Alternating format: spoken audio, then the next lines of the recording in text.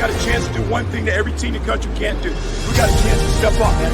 We got a chance to step on the ledge, you know what I mean? And to me, I think it's a free fall. To be elite, you got to think of free fall. That means you can't be afraid to go to the edge. And coach said, jump. You said, how far, coach? Where you want me to go? Every guy got a chance to do that today. If you're elite, grab somebody today. Take him with you. There's no more average in this program. There's no more average in this program. Hello, everybody. I am Colin Bashnagel, your host at Bash's College Football Show. You can find all my links in the description down below. Find me on TikTok here. Today, we are talking about the Cincinnati Bearcats, and I have copious amounts of notes, as Uncle Lou likes to put it. And, you know, this was a team I wasn't very high on. My perspective has definitely changed. So, with that being said, I just ask that you guys comment down below and like and subscribe as well. I would really appreciate that. If you like what I'm doing over here, certainly subscribe and like the video to help push it to other people. Comment down below who you think I should do next and how you think Cincinnati's going to do in any comments you have regarding this video. So the Cincinnati Bearcats in 2024 bring back running back Corey Kiner, and that's going to be a big deal. But what exactly did these guys lose?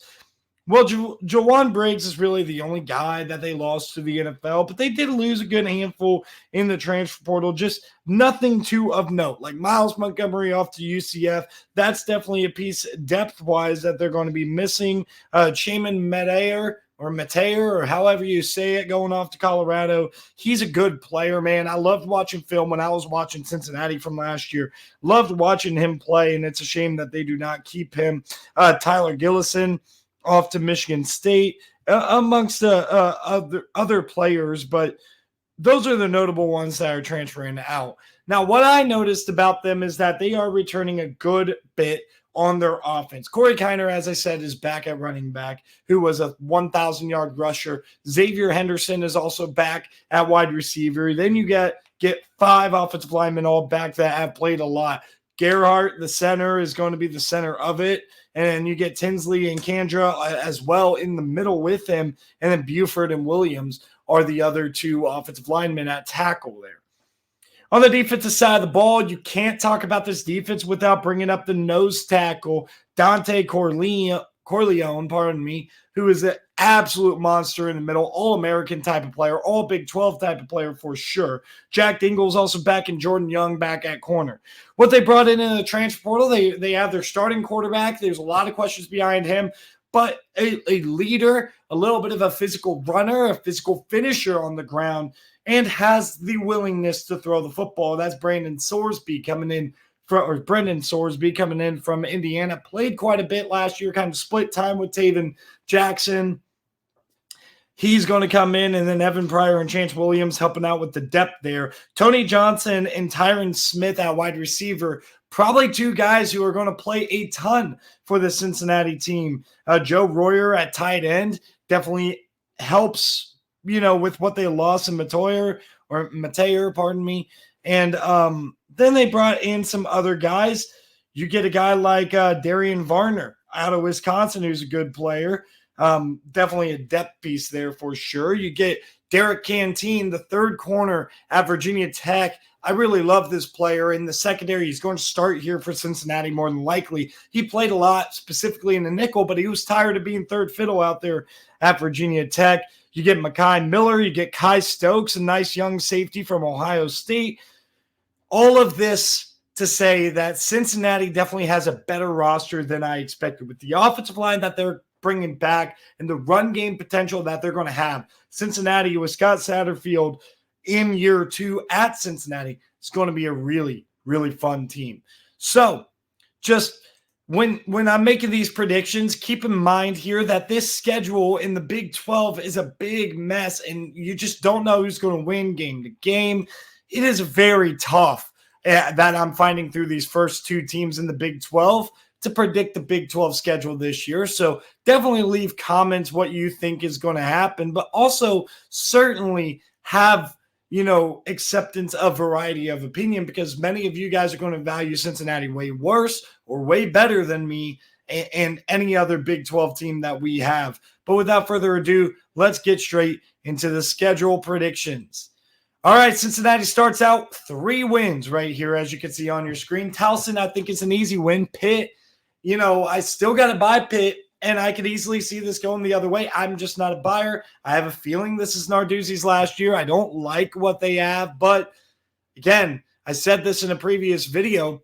That's always when Pittsburgh catches you by surprise and wins 7, 8, 9 games and is an absolute thorn in the side. We'll see what they do.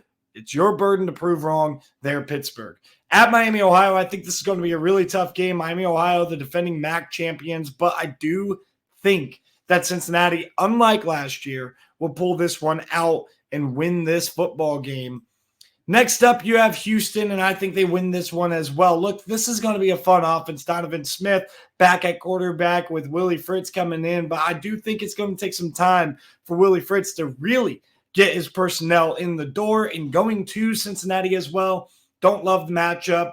I like Cincinnati in that game. At Texas Tech, a tough trip to Lubbock, Texas. I think that Texas Tech gets the win. I'm a big Joey McGuire guy, or was, especially on the recruiting trail, a big Joey McGuire guy, but they got to prove it on the field. I think this is one where they definitely prove it to me that they can win some football games here in the Big 12.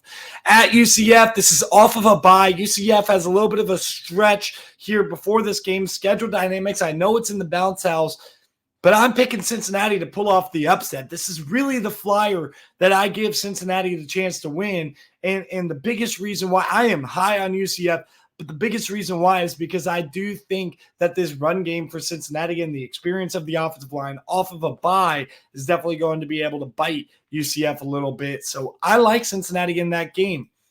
Then we get to the back half of the season, and they play Arizona State back at home. Not high on Arizona State from a personnel perspective. I think they have a couple of pieces. I think when I break them down, I'm going to like them probably more than I do now.